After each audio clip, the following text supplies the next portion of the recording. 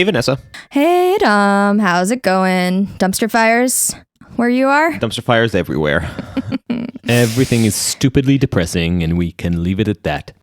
Today, we are talking with Adam Winkler. He's a law professor at UCLA and wrote the book, We the Corporations, which tells the right narrative of how corporations became people with their own set of civil rights under U.S. law. It's a long history. Before we had constitutions, we had bills of rights for corporations. Which in some ways actually inspired our constitution, which in some ways set the stage for why corporations have so many rights today. It's a twisted history full of weird legal shenanigans and also, let's say, colorful cast of characters who helped bend the arc of the corporate universe to where it is today.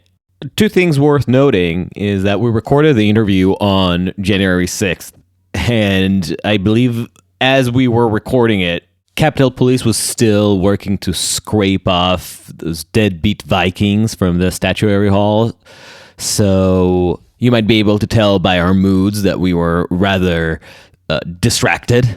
Yeah, I think we were doom scrolling up to the minute we spoke with Professor Winkler and then went right back to it right after. And since then, there were a few developments that put into focus just how dominant corporations are in American public life, for better or for worse. And I just wish we had the chance to ask him a little bit about this. For instance, just the day after, we saw corporations boycotting Republican lawmakers. Mm-hmm. We saw a coalition of big tech companies banning Parler or whatever. We even saw Amazon vanish this app from its servers. So this should be the opening of a lot of conversations about the role of corporations in civic life and politics, which should be conducted earnestly. But what we're seeing instead is those bizarre role reversals. On the left, we see people who, for the past 10 years, if not longer, have been militant against the political influence of corporations. People who were galvanized in 2010 by Citizens United, the case that actually brought Winkler to write his book. And back then, we're saying corporations do not have free speech, that the state should be responsible for curtailing the political involvement of corporations. Some of the same people are suddenly cheering those corporations as a freaking bulwark against politics that they don't like. And from the other side, from the right, people who were applauding Citizens United, people who were boosting the Masterpiece Cake Shop ruling that said that basically a company can refuse service if it violates its First Amendment. Suddenly, they're really outraged by corporations having a say in the public sphere. Mm-hmm. I mean, this is an important discussion to have. This is an important public debate that needs to be figured out. The different rights that are being contested here need to be weighed and balanced with a serious, responsible view to the future and how we're going to run ourselves as a small L liberal society. But the people who are having it are just time and time again showing us that they are lacking any principle and are just tribal hypocrites. And I am so sick of it. And Dom woke up on the right side of the bed this morning, clearly. I will say that we are expected to have a few conversations that will hopefully get into some of this in the future. We already have some of them set up, so it should be interesting. If you haven't already, please follow us. That would be nice. Also, share with your friends. It really helps a lot to us tiny indie podcasters. And with this note of corporate optimism / dystopia / whatever, depending on your tribe. Our conversation with Adam Winkler. Adam Winkler, thank you for joining us. Thanks so much for having me. It's a real pleasure to be on. This is quite a surreal day that we were having this conversation on. We're recording this on January 6th, a day which I think is a safe bet to say will live in infamy. But we invited you here to talk about your book, We the Corporations. So give us an introduction about yourself, your work, and how you see your field. Well, sure. Thanks for having me on. It's a great pleasure to be here. And, in terms of where we are today and sort of how I think about it in terms of my work, most of my work really is about constitutional history. And often that's a story that's written about great moments or large moments in American history, significant events. And much of American history that I tell in my books, like We the Corporations, how American businesses won their civil rights, and Gunfight, my book that I wrote about the Second Amendment, and the history of efforts to balance gun rights and gun control. Often you look to those turning points in American history to draw lessons and to demarcate different eras. I think what we've seen today, and it really looks to be an attempted coup, right? An attempt to storm the Capitol and to take over and to stop the counting of the electors for Donald Trump. It's a day that will live in infamy, to quote FDR. But unlike the original day of infamy, when the United States was attacked by outsiders, we have Republicans who gathered in Washington to try to take over the Capitol with tear gas in the Senate chamber and people shot. And this is a day that, as a historian, you think, wow, to live through this. Because in 100 years from now, you know that students of American history, if we are so fortunate to battle back the forces that seem to be trying to overturn our democracy, will be reading about and knowing this is a significant moment in history.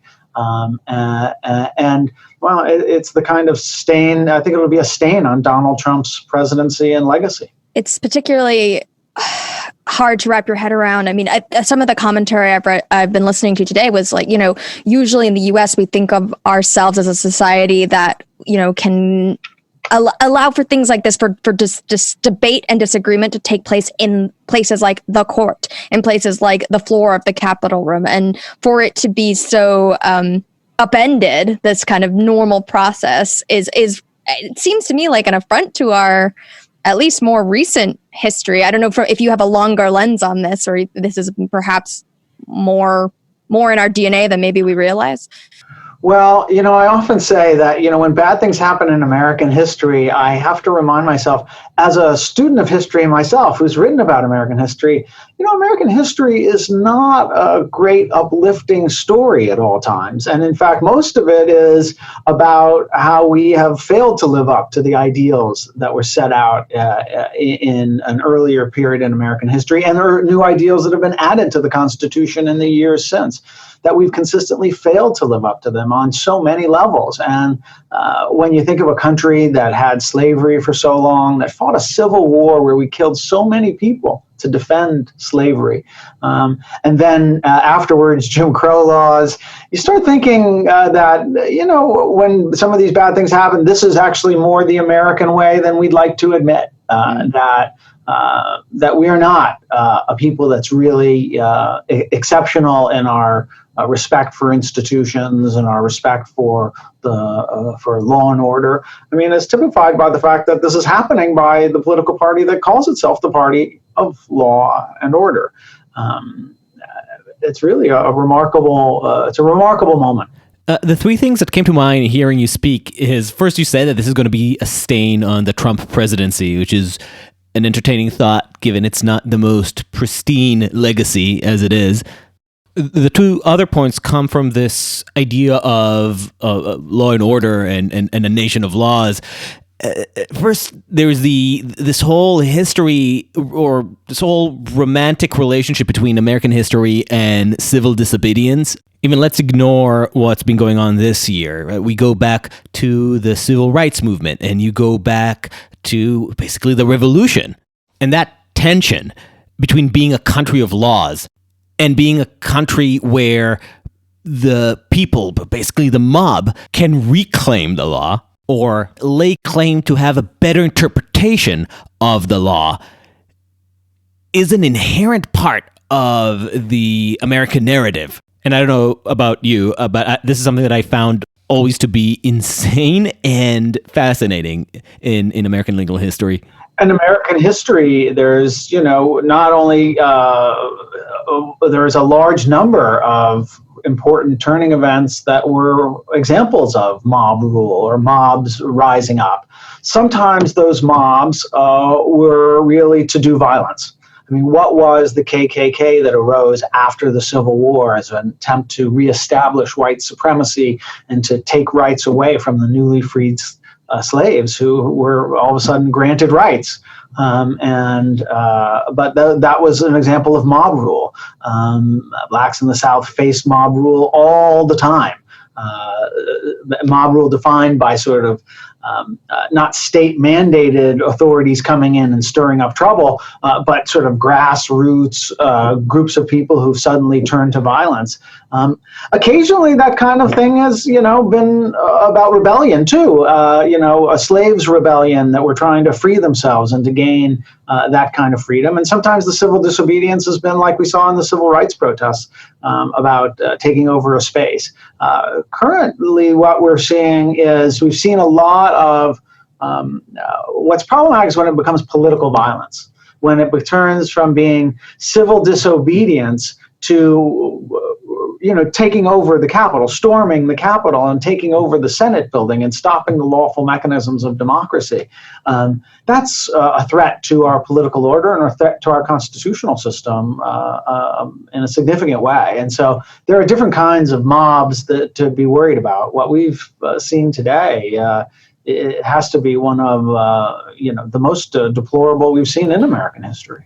I mean, it's definitely horrifying. It definitely brings back images from mid 20th century Europe, makes you think of the frailest democracies. But the thing that's nagging me is I remember the first thing we learned in constitutional history was about the legitimacy of the mob. The idea that a rebellion can have legitimate authority, the way that rioters in the British colonies in the 1700s believed they possessed a more opposite interpretation of the unwritten British Constitution, and brought this to bear on how they understood themselves and how they justified their actions. The British were the illegitimate violators of the spirit of the Constitution, while the rebels were defending it. Now, I'm not remotely suggesting that the people who stormed the Capitol today dressed as Vikings were driven by any kind of legal sophistication. But when you have a country that has these contradictions already built into its ethos, and as it grows and the media bifurcates and the culture separates, it becomes not so shocking to see something like this happen. You suggested that this is a break from American tradition or from the American myth. I think this is the American myth in the minds of some of these people. Well, I think that's a good point, and yeah, you're right. I mean, it's hard to fight that looking back at American history and seeing what we see, and how that this is far more commonplace. It is interesting how these kinds of rebellious movements usually frame their complaints in terms of the Constitution, that they have a better view of the Constitution. That's something that the founders had with regards to the British Constitution. Led them to have certain things that were thought to be riots at the time. We celebrate one of them, the Boston Tea Party. That the Constitution plays a really important role in organizing and mobilizing people in the United States in a real significant way, and it's a sign of the role that the Constitution plays in the American psyche, and how important it is for the protection of rights. And that's why I wrote, for instance, about the rights of corporations. Now, corporations didn't win their rights by going into the streets and rioting and protesting and storming the Capitol. I've never seen Ronald McDonald with a protest sign. But nonetheless, they've used the mechanisms of American democracy, namely the Supreme Court, to gain so many rights, and nearly all the same rights as you and me, and using those rights to cement and expand corporate power and corporate control over the economy and over society. Elegant segue. And with that, let's get into the book, We the Corporations. Actually, let's start with the ending. I'd guess that a lot of people, including myself, first encountered this idea of corporations as people, of corporate personhood, first from Citizens United, the 2010 Supreme Court decision, and then from Mitt Romney's immortal soundbite, "Corporations are people, my friend." I think whether you heard this soundbite first from the Washington Post or from The Daily Show, most chances are that you found this statement jarring. But what you show in your book is that this statement, this idea of corporate personhood, not only isn't anathema, but is actually fundamental to the legal history of this country. So explain. Well, certainly that notion of corporate personhood has been the center of so many protests since Citizens United, that 2010 Supreme Court case that said the corporations have the same free speech rights as you and me. But the idea of corporate personhood itself, in terms of the law, is actually an old and long-standing principle that actually makes a lot of sense in terms of how we manage and run the economy. The idea of corporate personhood is to say that a corporation is a legal entity that's separate and distinct from its owners. So I want to stop you before you get into the nitty-gritty. Let's start simple. Let's break down the terms so we're on the same page. What's a corporation? What are we talking about here? Sure. Well, when we're talking about a corporation, like I talk about in my book, and I'm talking about we're thinking primarily of business corporations. A corporation is a business form, an organizational form that traces back to the earliest days of ancient Rome, actually. And it allows groups of people to pool their money and carry on a common activity, such as running a business. Today, the textbook definition of a corporation, if you open up any corporate law 101 book, it's that a corporation is a legal entity. It has a separate and distinct legal identity from its owners.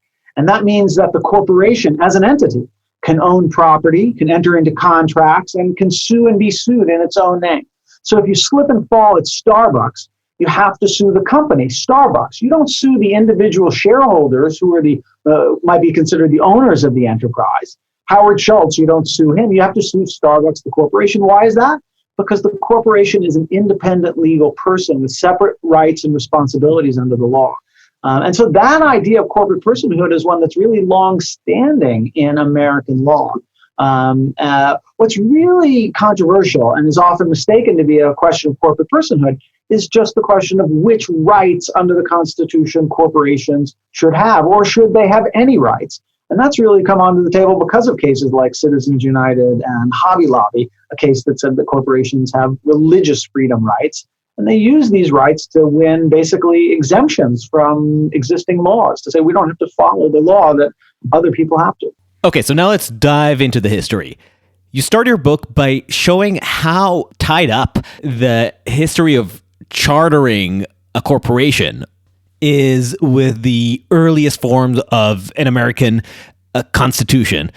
In fact, the earliest colonial constitutions were modeled after corporate charters. Well, yeah. I mean, what I found in doing my research on sort of the relationship between the corporation and the Constitution was that the corporation actually played an important role in the establishment of the United States, the establishment of the very first colony. We think about our origin story, origin myth as being, the Pilgrims landing at Plymouth Rock. But of course, there was a colony before that, and that was in Jamestown, and it was very much a corporate affair.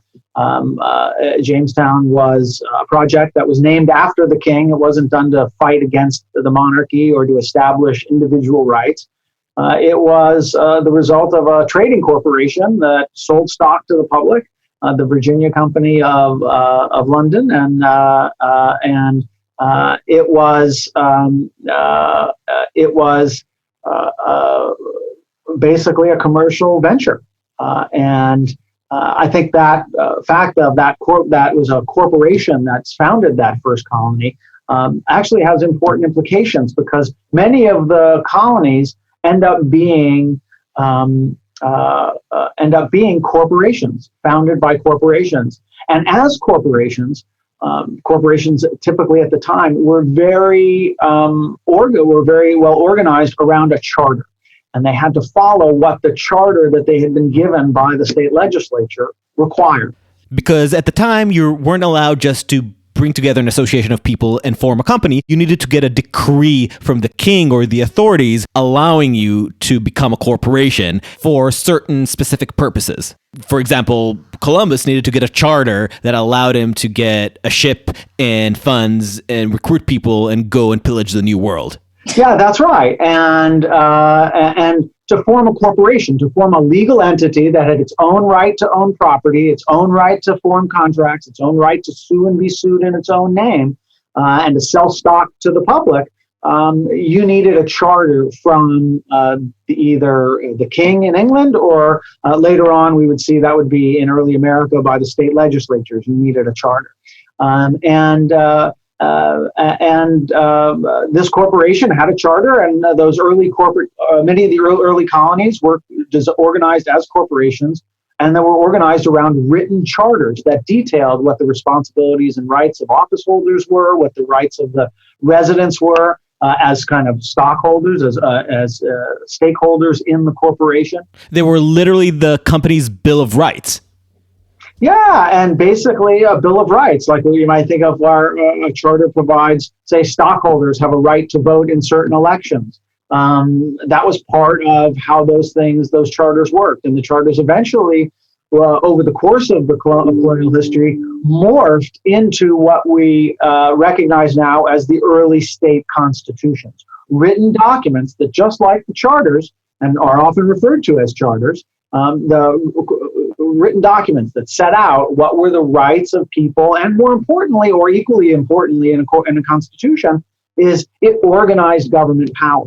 In the same way that a corporate charter organized the corporate management structure, so too did these state charters and constitutions organize government by recognizing different offices. And in fact, there's a lot of similarities between powers that governors had of colonial corporations that the early governors have today: the right to pardon, the right to control the military forces of the neighborhood. That was basically the security for the corporation.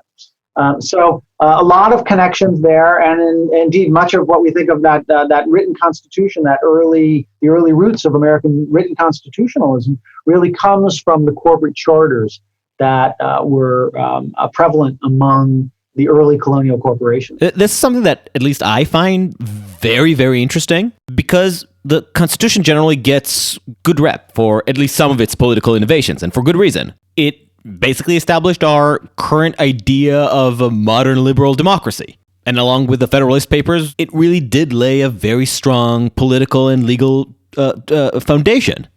But obviously, it did not spring out of nowhere, nor was it, as some may argue, delivered to James Madison from high heavens.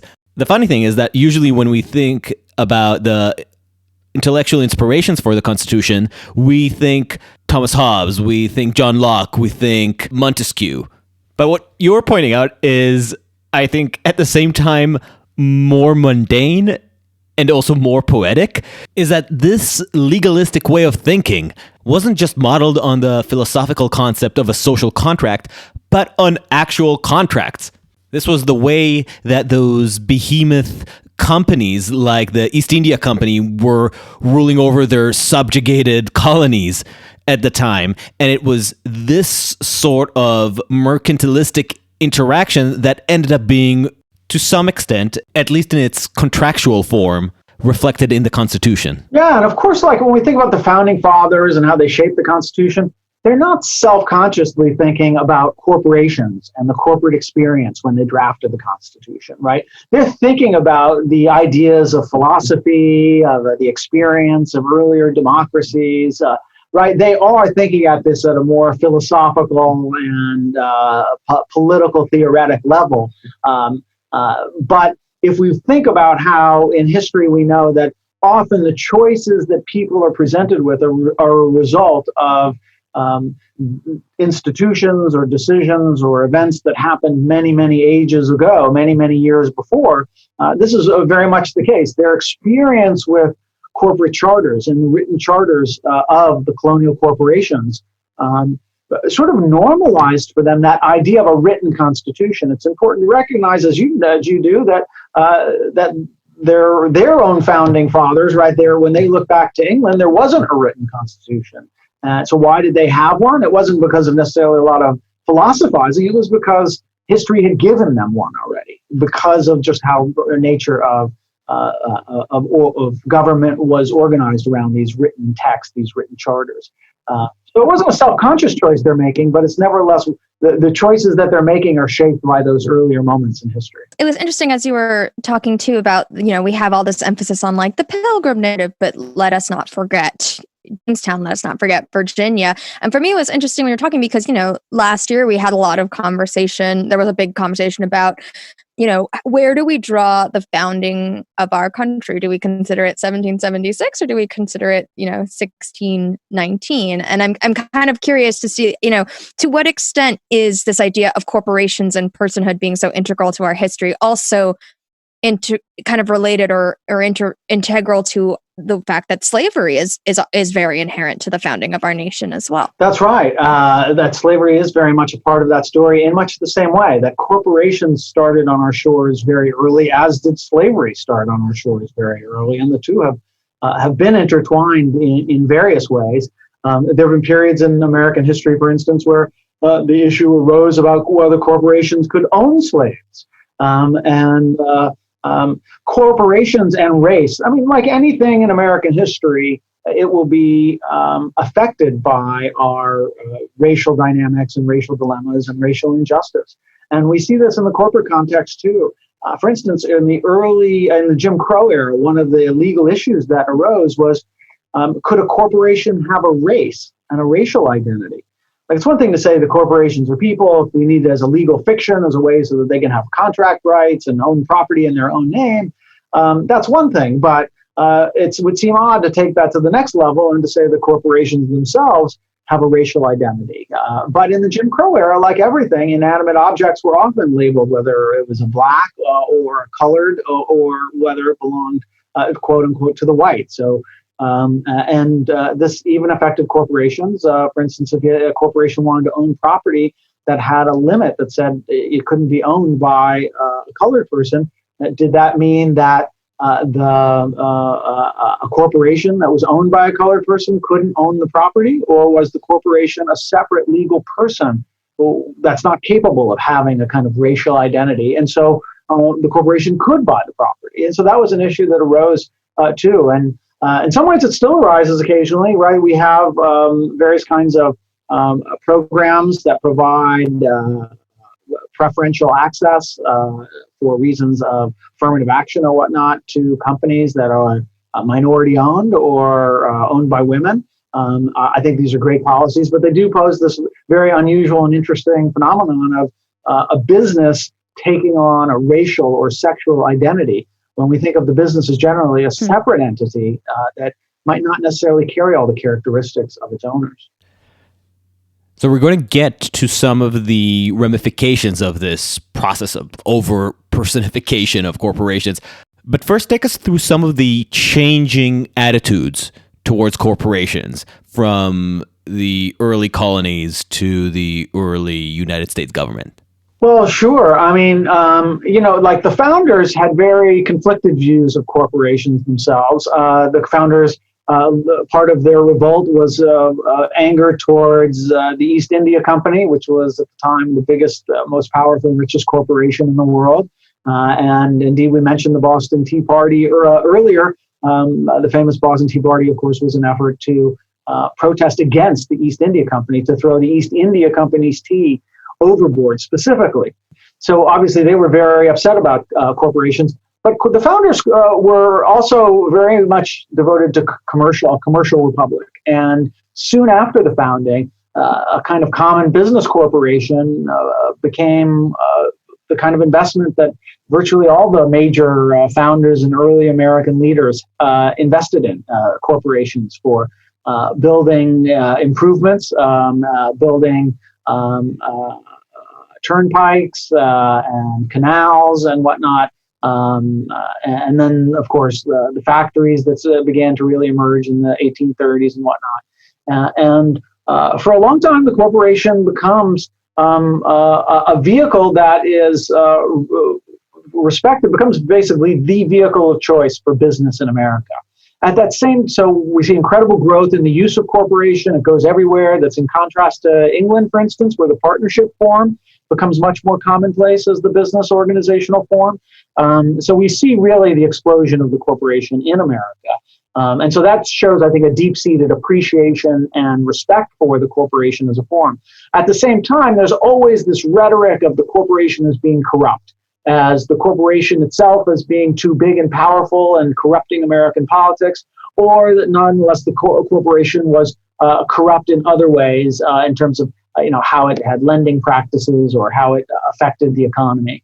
And that's always been sort of that dual dynamic in America, surprisingly. And that the corporation has changed in various ways, but really since the 1830s, it's been the dominant business form, and nothing's really changed in all those years since. And it's primarily because it's a really good and effective way to pull together some money and to create exactly what people who hate corporate personhood when they think about Citizens United, but to create exactly what the corporate personhood idea, that idea that a corporation is a separate entity that has its own limited liability. You can sue the corporation, take all of its money if the corporation hurts you, but you can't reach beyond the corporation to get at the individual investors beyond what they've invested in.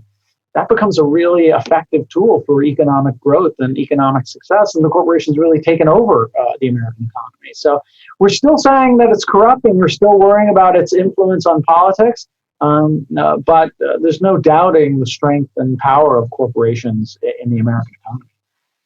There's an interesting point there that I'm not sure how much we'll be able to explore about piercing the corporate veil, and how the early attempts to personify the corporation came from people who wanted to constrain the power of big companies. Just an interesting reversal. But as far as the people who did want to see corporations strengthened, to what extent was it motivated by greed and a desire to concentrate power in these monstrous trusts? And to what extent was it the acting out of this long-standing American suspicion of the state and its power to just grab your money? Yeah, it's a great question. I think it's both. I mean, it's both in the sense that, if we go back to some of the earliest debates in America were about the corporation, right? The debate between Hamilton and Jefferson that led to the split in the first Washington administration, and ultimately the rise of the two competing political parties, a political party system that we're still living with all these centuries later. That was a split in part over whether we would have a big corporation, the Bank of the United States, play an influential role in the American economy. And Hamilton's view was the view of a politician who wanted to see commercial growth, wanted to see a lot of corporations, and wanted to see the Bank of the United States loan money to create more and more corporations. Not because he was looking to take over the world through the corporation, but they wanted to create a commercial republic that had a lot of economic growth. And they thought that Hamilton thought that was the way to get it, by creating good credit, by creating a manufacturing economy rather than just an agricultural economy. And that required pooling money by having the pooled resources of people, that would be a economically efficient and productive way of organizing the economy. Jefferson was firmly opposed to that, and Jefferson wanted an agrarian economy and didn't oppose the Bank of the United States precisely for the reason that it was going to fund more and more corporations and create a more commercial republic. And so we've been debating this in many ways, and Jefferson was railing against corporate corruption of the Bank of the United States way back in the early 1800s. So this has been, again, a long-standing story in American history about, part of us wants to really promote the corporation, use the corporation because it's such an effective tool for economic growth. And others fear the corporation and see it as suspect. And those two views have been competing for attention in some ways over American history ever since. The historical conditions change and the debates change, but those two basic perspectives remain. But there's also the other side of it, right? The side concerned with state power. Those are people who are promoting a corporation as a shield for public interest against the state. And those people might tolerate the corporations becoming a little more corrupt as long as they stand as a force against the potential overreaches of government. Yeah, no, there's no doubt that there's a feeling that, if part of the idea of the corporation, like we even go back to the Virginia Company of London, where we talk about one of the corporation behind the Jamestown colony. Part of that idea was that the king did not want to finance a colony himself, didn't feel like he had the funds to do it. right? And so the idea was instead to open it up to public investment. Let the wealthy people of the community invest, buy shares, so that they'll finance it. And what that does is it's an outsourcing in many ways of government power in various ways. And indeed, one of the effects is over time you start to see the corporation as itself a limit on government power as a protective force against it. But we should also recognize that corporations in turn will use government power to solidify and cement their own power. And that's partly what we've seen in the story of corporations and trying in their effort to assert and use constitutional rights. That corporations have helped to limit the size of the government, limit state power, especially over them, by constitutional rights, gaining some of the rights of people. That then has the effect. The reason why they do it is because it limits the ability of legislators to then regulate those corporations in ways those corporations don't want. And so we definitely see corporations then using the institutions of government to pursue their own power, and limiting state power is one of the side effects of their own selfish efforts, perhaps. And in a reflection of perhaps the more superficial versions of the right-left debates today, it basically comes down to which Leviathan do you prefer? Which Leviathan do you think will provide more social goods in the long term? Is it the state or the corporation? But there's rarely been the strict separation that many people would like to believe, right? In the sense that, corporations throughout, for instance, in the 1800s, became big and powerful, not by limiting the power of state, but by assuming the power of the state, right? So the railroads get effectively the power of eminent domain. This is not an era where the state is small by any measure. The state is coming in and taking your land. That's pretty big state. But why? Because they want to build this big project. And why? And who's building the project for? For the investors of the railroad. It's not, the corporations are more than happy to take state power and to take what the state affords them, and to assume that power and to, in many ways, expand it and then use it for their own purposes. So we've seen that in American history too. So I don't know that the growth of corporate power in the long run is a story of government power being minimized. Although often, because often it's a more intertwined relationship where the corporations use state power and the state gives corporations state power in order to accomplish their goals. Yeah, I'm curious, is there a legal case that you think of in particular as kind of like I don't want to say origin story, because obviously we've just been spending, 30 minutes talking about different types of origins, but that one legal case that you kind of see as like the place where you say, okay, this is where the precedent was really first established for the idea of corporations as persons. Absolutely. I was really shocked when I went back to look at to try to find this out. Because look, in law schools today, you learn about civil rights, women's rights, immigrants' rights, LGBTQ rights, states' rights.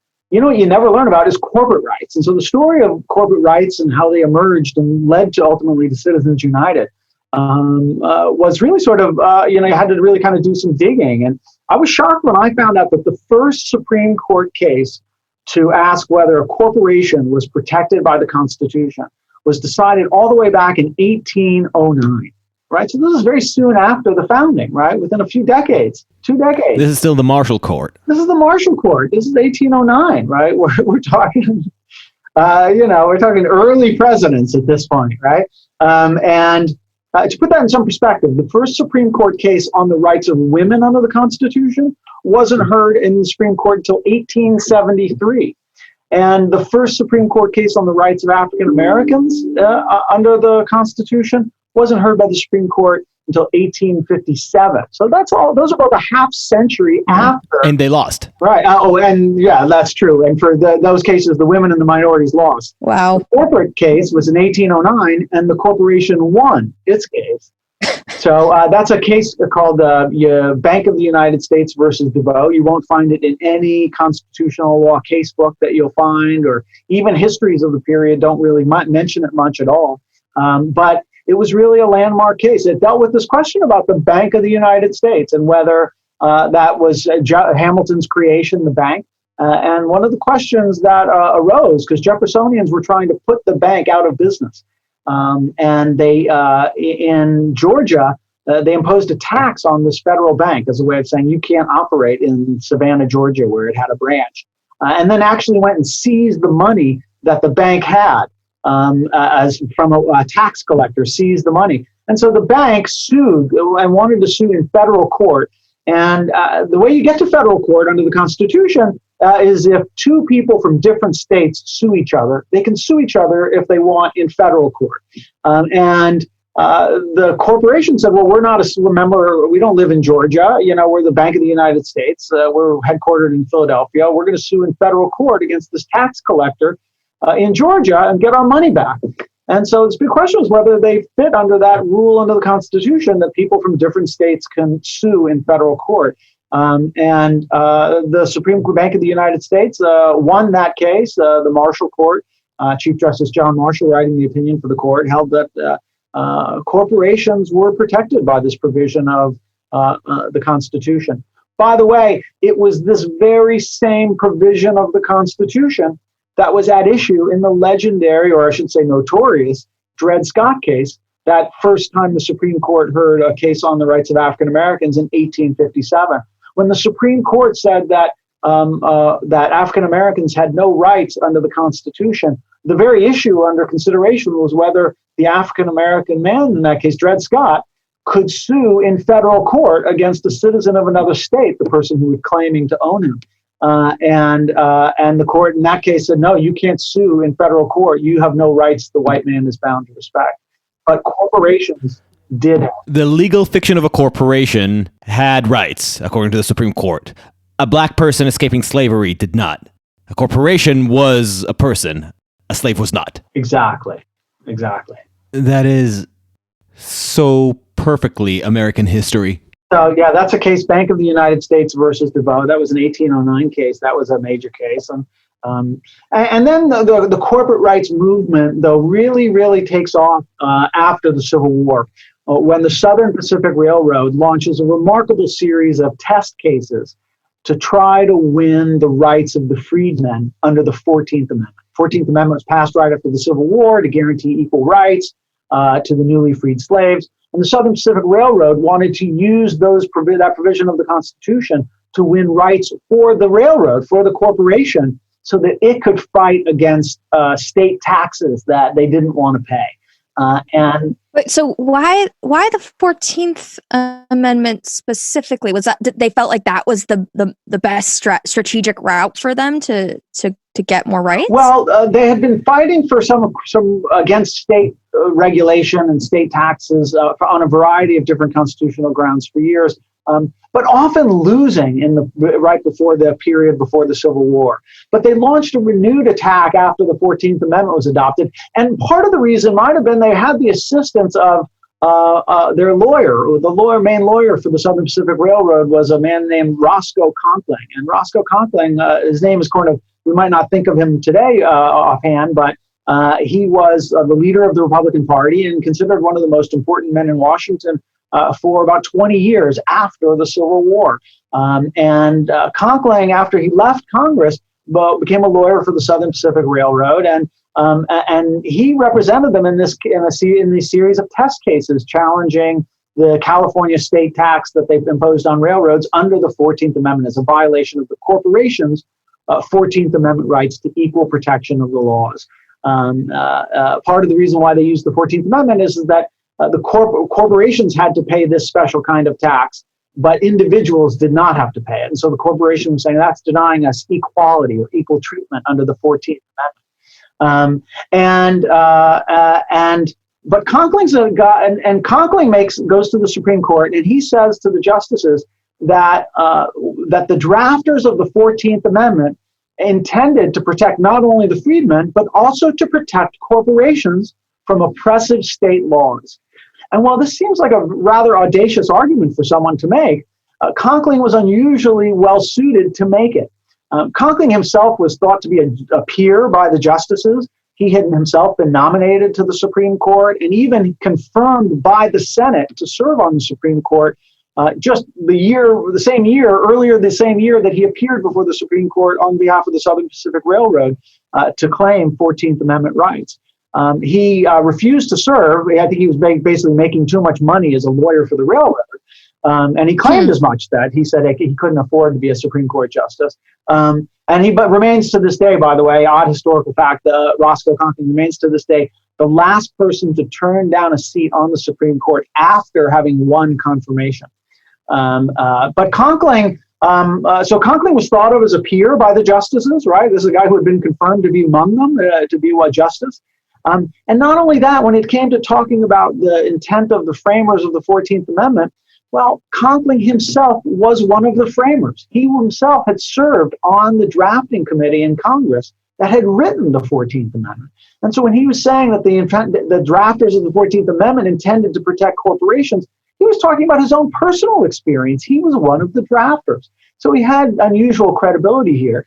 And the Supreme Court ultimately, they never ultimately ruled in Roscoe Conkling. Now, it turns out Roscoe Conkling, by the way, we now know Roscoe Conkling lied to the justices of the Supreme Court.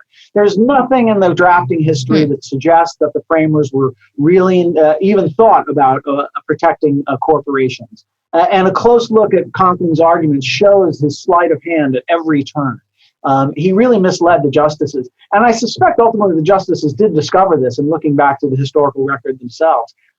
But nonetheless, in a case just a couple years later, the Supreme Court adopted Conkling's argument and said in another case brought by the Southern Pacific Railroad, another one of its test cases, the corporations were protected effectively by the 14th Amendment and by the 14th Amendment and could use the 14th Amendment to strike down state laws. And in the next 30 years after that case, or 25 years after that case, the Supreme Court struck down many, many laws in a period of its history known as the Lochner era, where it struck down a lot of regulation of business, in part because corporations were said to have 14th Amendment rights.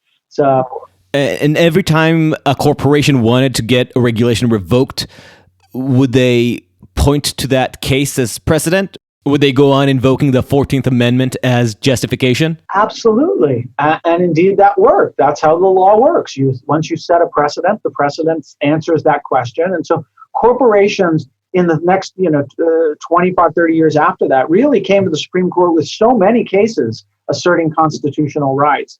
There were cases brought challenging all sorts of different kinds of business regulation.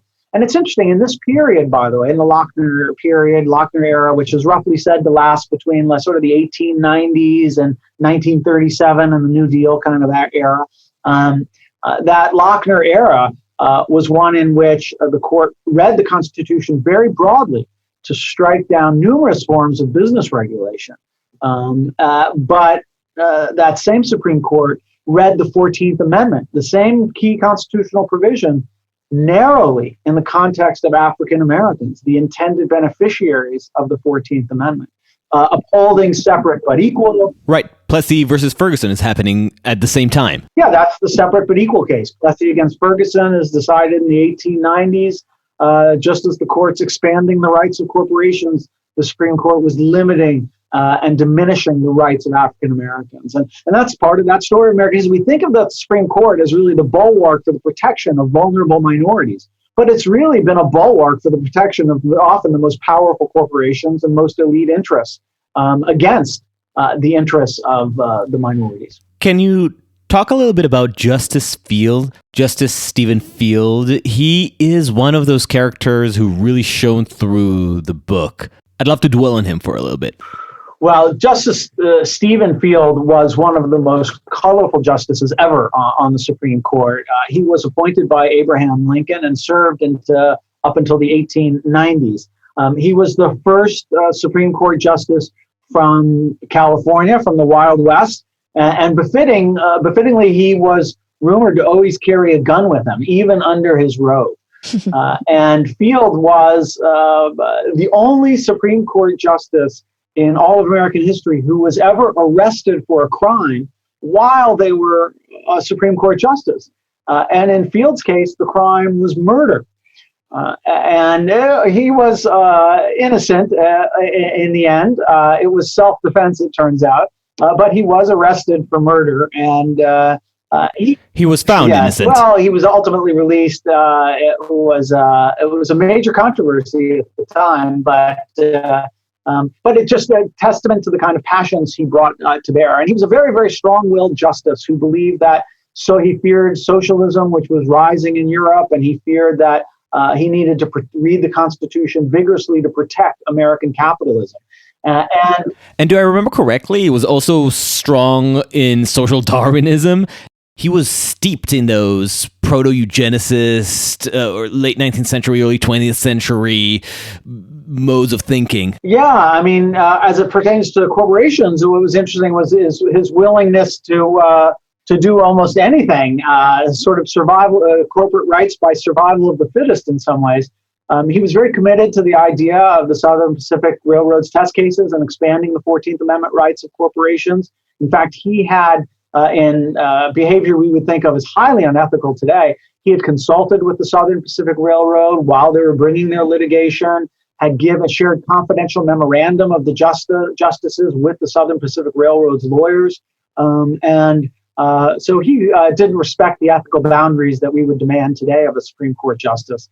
And indeed, I mentioned earlier that the Supreme Court didn't rule right away on Roscoe Conkling's case. In fact, Conkling's case sat in the Supreme Court for years and then ultimately was dismissed until the Supreme Court decided to hear another one of the Southern Pacific Railroad's test cases. And it was Stephen Field who clearly and flatly misstated what the law was to establish and affirm the rights of business corporations under the 14th Amendment. Even going contrary to what he had said in an opinion just a couple of years earlier about the state of the law. So he clearly knew that the law was different, but he insisted that corporations had rights under the 14th Amendment, and the nation's never been the same. Wait. Let's stay on this point for a second. It's kind of a big deal, right? We're talking about the history of how corporations came to be understood legally as people. And one of the linchpin moments is a Supreme Court justice intentionally misreading a previous court decision in order to go behind the backs of his fellow justices and just pour into the law the idea of corporate personhood, which he believed would strengthen corporations. It's really a remarkable moment that Justice Field clearly misinterprets the court's opinion in one of these Southern Pacific Railroad cases and what the court had decided. What had happened was the court in the Southern Pacific Railroad case had formally said, we're not addressing the constitutional rights of corporations. And yet the court reporter, the bureaucrat, effectively, who publishes the Supreme Court's opinions in the official United States reports and in the U.S. volumes, a guy by the name of J.C. Bancroft Davis, writes an inaccurate summary of the case, where he starts out the summary of the case that is right there in the official version. The summary says the court held that corporations were persons under the 14th Amendment. In the opinion itself, the justices say, no, we're not reaching that question. We don't need to reach that question in this case. And so we're not going to speak to it at all, causing Justice Field to write a dissenting opinion in that case, or a concurring opinion, really, where he says, I think that the Supreme Court should decide this important constitutional question. The corporations of America deserve to know whether they're protected by the Constitution, whether the businessmen of America are protected in their rights. And then a couple of years later, just another couple of years later, in another case where a similar issue is presented, but the court doesn't need to decide it, Justice Field drops in the opinion a line. Well, as we held in the Southern Pacific Railroad case, corporations are protected by the 14th Amendment. Something that the majority in that case clearly did not hold, and said that they were not holding, and that he had complained himself about the fact that they weren't holding that. Right, and let's be clear just how wild this is for the sake of our listeners who don't necessarily care about legal precedent. A Supreme Court's decision is effectively the law of the land, right? Which is why sometimes Supreme Court justices decide to avoid making judgments on certain issues that come before them because they don't want it to become precedent. Maybe they think it's an issue that the lower courts need to squabble in between themselves to decide. Maybe they think they should kick it back to Congress. But either way, the Supreme Court has the prerogative to say, none of our business. Figure it out yourselves. And we've actually been seeing this a lot in the past couple of years as many cases with impact on the executive branch came before the Supreme Court. And the Supreme Court says, we're going to reach a very narrow decision in this case, but we're not going to weigh in on a whole host of other problems implied in this very motion. So our decision should be seen as very narrow and does not serve as precedent for future actions. And this is exactly what happened with the field court. They had this big question implied in one of their cases about whether or not corporations are legally people, whether they have rights. And the court decided to answer the immediate question of the case while skirting the bigger question of whether corporations are people. But then it gets cheated back into precedent by a rogue Supreme Court justice who relied in bad faith on the poor summary of the case made by an incompetent clerk in order to just single-handedly decide on this matter. He unilaterally subverted the decision of his 8 fellow justices in order to get his own way with the law. So where people are cynical about Supreme Court justices manipulating words to reach their own political ends, this is a whole other level. So true. And, Field was able to get away with his sleight of hand, in part because of the way opinions were published at the time. At the time, it was not always the case that justices would share drafts of their opinions with the other justices in advance of publishing them. The norm was that the justices would vote, and then a justice was assigned to write the opinion, and the justice would generally do so, sometimes seeking the comments of others, other times not.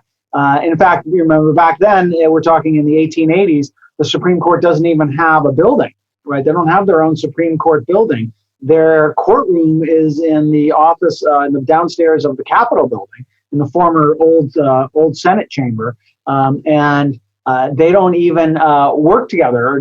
They all work out of their home offices at the time. So it was a very different time, and he was also able to get away with it in part because what Field said about the Constitution did reflect the spirit of the Supreme Court that was heading into this Lochner era that begins like in the 1890s, just a few years after this. He's writing these cases in the 1880s and does this sleight of hand in the late 1880s. And as I mentioned, the Lochner era, the Supreme Court broadly read the Constitution to strike down laws like federal child labor laws, zoning laws, and minimum wage laws. That's not simply because there was a sleight of hand by Field. It's because that's where the court is. That's whose interest the court is most interested in protecting. And Fields gets away with it in part for that reason. Like I mentioned earlier, that same court just denies what is the Constitution, the amendment that was really meant for the African Americans. Right. And this brings me to another question about the way you told the story in the book. It's a little more historiographical. You tell the narrative through a number of big characters like Justice Field, like Daniel Webster, the charismatic lawyer from the founding era. Webster, right? Well, actually, we didn't get into Daniel Webster at all, but he was in the original Bank of America case. And to take your description of it, he basically carried that case on his force as an orator, on his charisma. So that's already one precedent that hinges on the power of an individual. And then you have Field, who connives the justice system, at least in part thanks to his smart/underhanded practices. So how much of the story of ever-expanding corporate power in America is due to individual machinations, and how much of it is broader trends in the legal and political community? Well, first of all, I might just challenge the premises that those two things are so fundamentally different, or that one could ever operate without the other operating. Absolutely. You can't get away with Field can't get away with his sleight of hand and his nefarious, his Southern Pacific Railroad's nefarious arguments. Fraudulent arguments about the meaning of the Constitution, unless there's a larger structures and institutions in place and political forces that are accepting of that idea. So obviously you have to have the environment in place to accept those things. And so individual machinations, they tell the best stories, of course, but it's always larger structural forces as well that are happening. But part of the things that we see, especially in the law, individuals and individual personalities can often make a big difference because, in the Supreme Court, you have a vote of just a very small number of people. So a very strong-willed justice who has a strong feeling about corporate rights can really make a difference by persuading one or two other people. And all of a sudden, you've got a majority that fundamentally changes American law. Will those changes last if those changes are out of sync with larger structures in American politics? Probably not. But one of the stories, at least I sought to tell in We the Corporations, which does focus on these great moments and great lawyers and powerful personalities and turning points, is that often Supreme Court cases are at least markers of incredible moments of growth of corporate power. And what I wanted to show in my book was, we think about corporate power often in terms of corporate influence over legislatures or elected officials or over referendum processes or something like that, public policy and lobbying. But I wanted to show how corporations have also used the Constitution to expand their power. And when they lose in the legislature, to use the Constitution to fight against those rights. And their individual decision-making does make some difference, right? You have to have people to bring the arguments. You have to have justices that are willing to accept those arguments. If you didn't have good lawyers, I do think that the fact that corporations had good lawyers all these years does help them win cases. Right. That, look, any good civil rights movement needs excellent lawyers to go in and bring the lawsuits, devise the novel legal theories, and persuade the justices. Think of Thurgood Marshall or Ruth Bader Ginsburg. Corporate rights were no exception. Among those who argued for constitutional rights for corporations over the course of American history were Daniel Webster, right, considered one of the greatest advocates ever, and who argued more than 200 Supreme Court cases. People like John Quincy Adams, the sixth president of the United States. Today, it's Ted Olson arguing Citizens United, the dean of today's elite Supreme Court bar. These are important players, and I think that their voice does at least crystallize moments in history, even if they're being propelled and pushed by larger structural forces. I just want to add, for the record, my favorite anecdote about Daniel Webster, who, aside from just being this rakish lawyer who stunned people with his charisma and rhetoric, had, like you said, he had a record amount of cases. But the reasoning behind it is that he would have gone bankrupt if he didn't.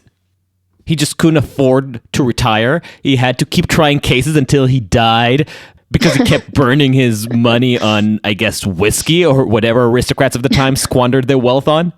It's really amazing. I mean, Daniel Webster was really one of the most legendary lawyers in American history. And he was known as the defender of the Constitution. He argued hundreds of Supreme Court cases at a time when the Constitution was first being interpreted. So his voice was very well respected. I say in the book that he could have been known as the defender of the corporation because so many of his cases were about representing businesses and business elites and corporations in the courts fighting against regulation in various ways. And we think about personalities. I think personalities can matter. Webster had a very strong friendship and relationship with John Marshall, and the Marshall Court ruled consistently in favor of the rights of corporations, like in that 1809 case that we talked about earlier with the Bank of the United States. When the Supreme Court turned hands and Roger Taney led the Supreme Court, he had a major feud with Daniel Webster. They hated each other. And Taney was happy to rule against Webster's cases in any chance he could. Now, part of that was because they had different ideologies about how to think about corporations and how to think about government regulation of them. But personalities matter, I think, as well. And the practice in history over the past few decades has been to shift away from paying too much attention to the influence of big personalities. But I think very recent history has shown us just how much the individual can matter and even potentially drastically change the course of history. I want to get your take on where we're at today. I mean, how has it could be our cultural, political relationship with corporations, like at what stage are we in the evolution of this history, I guess I would say today? Right, and maybe take us there through Citizens United and the more recent cases about corporate personhood. Sure. So Citizens United was, in many reasons, the reason I wrote my book, because in 2010, the Supreme Court in that case held that corporations have the same free speech rights as you and me and could spend unlimited amounts of money on election advertisements. Don't worry, they said you and I can spend unlimited amounts of money on election advertisements too, but we might not have the funds that the corporations have. And so I was really interested in this question of, like, how do corporations get their First Amendment rights? What's the history and what's that story? What I found was that Citizens United was really the capstone of a 200-year battle by business corporations to win a large share of the rights that we think is belonging to individuals under the Constitution. And that Citizens United was revolutionary in some ways. It was revolutionary in that the court had never before said that corporations had that same free speech right to influence elections for candidates the way that you and I have. And so that was a meaningful change. And indeed, the issue had come up in the courts previously, literally 100 years before Citizens United, back in the 19-teens. Corporations challenged the earliest campaign finance laws, which were bans on corporate contributions to candidates. And corporations challenged those laws as a violation of the First Amendment. And at the time, and this is even in the Lochner era when the court was very business friendly, the courts nonetheless turned away those challenges, saying that corporations don't have political speech rights. The corporations are for the economy. They're not shouldn't be involved in politics. And so in that way, Citizens United was revolutionary. What was not revolutionary was the idea that corporations were people, that corporations had rights under the Constitution, at least some, like property rights and rights of equal protection, and that they had used those rights for many, many, many years to fight off regulation and to solidify their power. And Citizens United very much just seems like the capstone of that larger story. It's an important case, but it is less revolutionary, perhaps, than many people might suspect. So to go back to Vanessa's question, where does it leave us today? Should we start treating corporations as people? Should we be taking them out for a beer? Should we be marching in the streets to defend their civil rights? Well, I think the future of corporate rights is rosy. Oh, really? I think that the Supreme Court is likely to, has been recently expanding the rights of corporations. We mentioned Citizens United. We could also talk about the Hobby Lobby case, where the Supreme Court held that corporations have religious freedom under a federal statute. And as a result, was entitled to an exemption from a requirement that they provide birth control for their employees. The corporation claimed that violated the corporation's religious beliefs.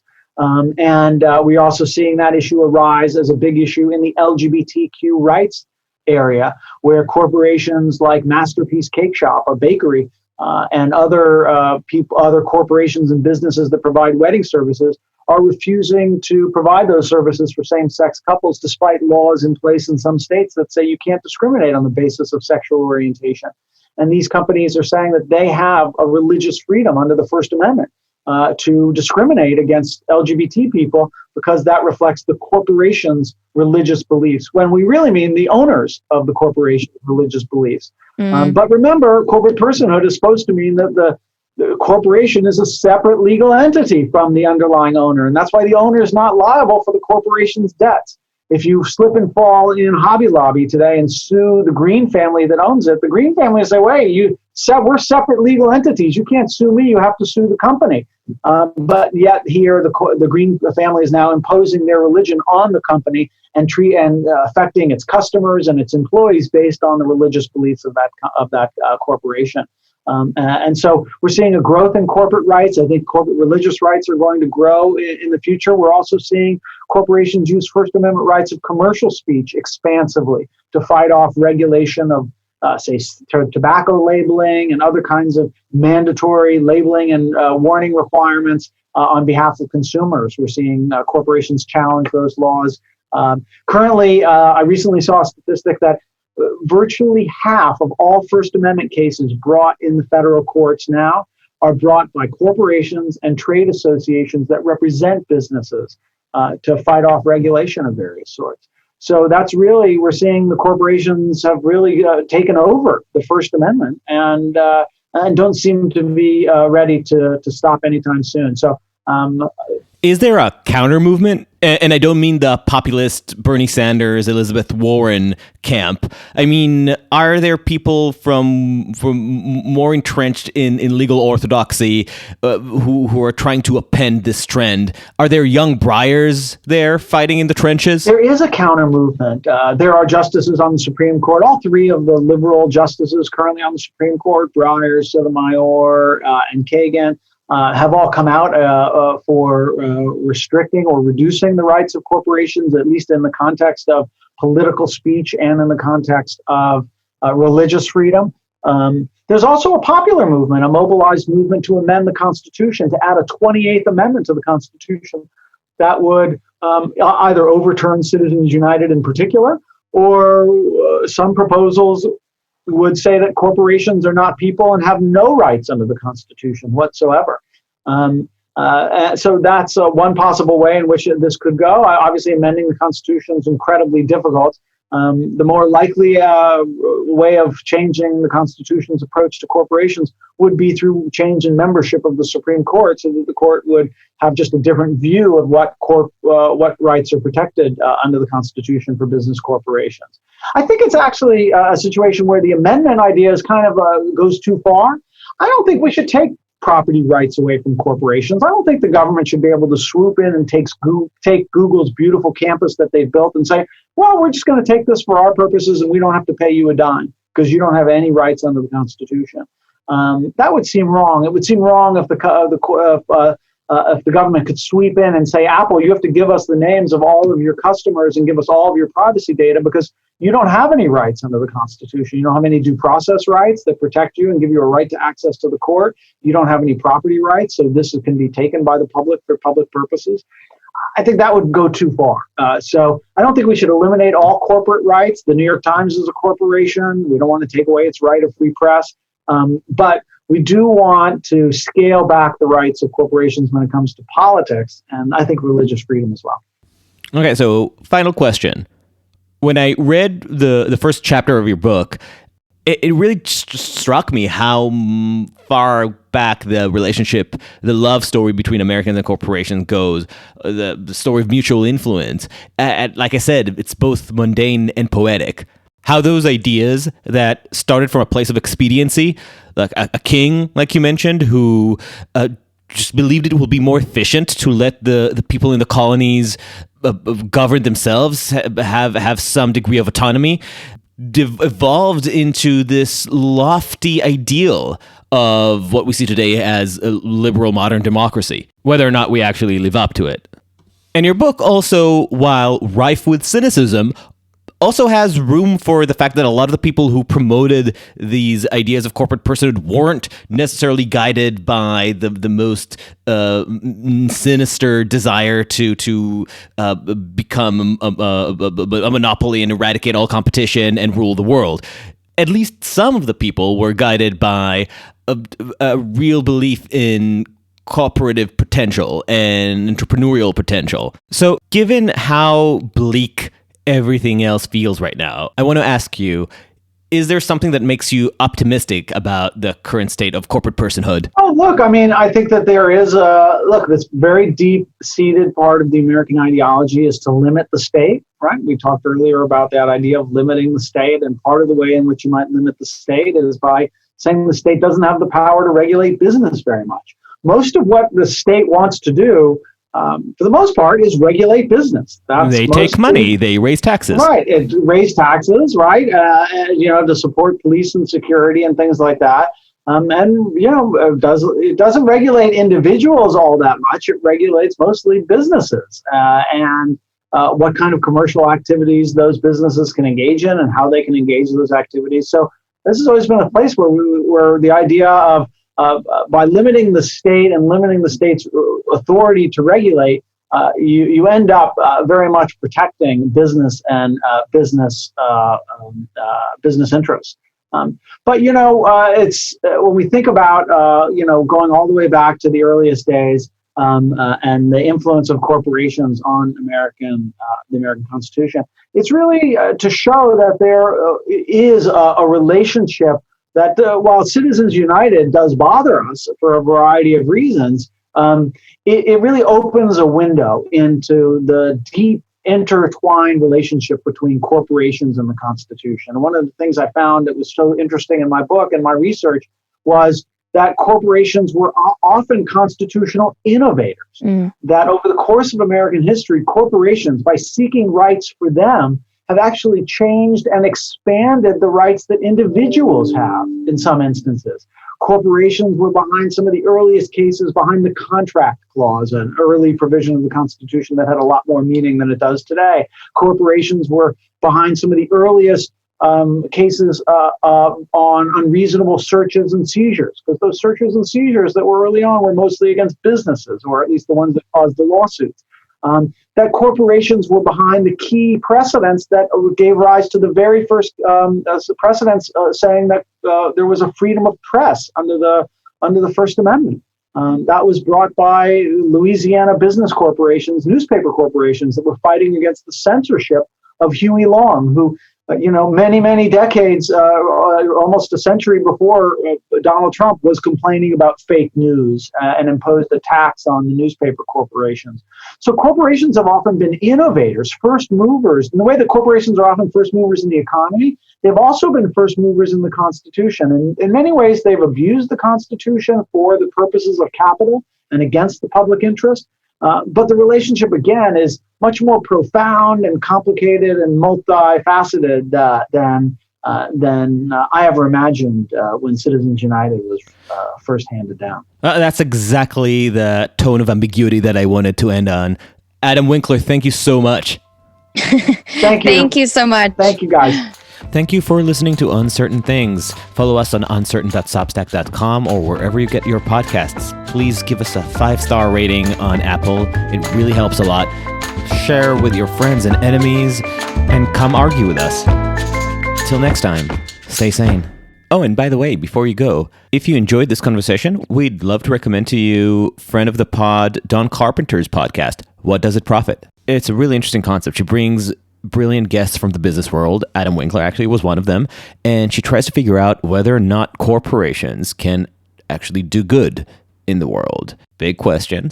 Actually, it's one of which we invited her on our show to convince us of. I have my views, and we get into an interesting argument, and we'll share it with you soon. But if you're looking to expand your listening menu, then she's definitely worth your time. Check her out. What Does It Profit? Cheers.